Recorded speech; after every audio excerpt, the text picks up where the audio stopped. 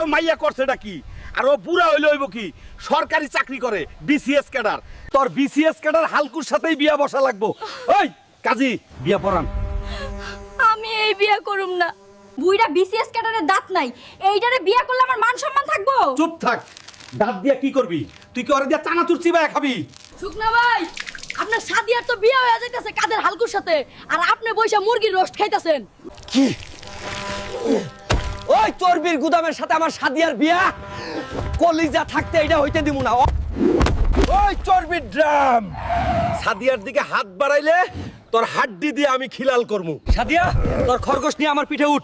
এই চর্বির ড্রাম খারানোর আগেই আমরা সীমানা পার হবো। আলার কঙ্কাল, আমার বিসিএস ক্যাডারের ইজ্জত শেষ করে দিলি। তোরা কি এখনো খাড়ায় আসস? ওই কঙ্কাল আর আমার জান সাদিয়ারে ধইরা নিয়ে আয়। জ্যান্ত ধইরা আনবি, আমি নিজের হাতে ওই কঙ্কালরে গুড়া করমু।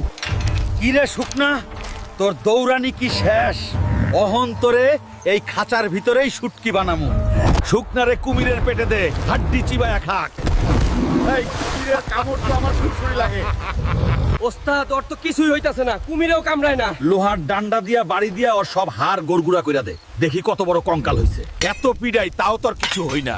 তুই তো দেখি আসলেই প্রেম পুরুষ।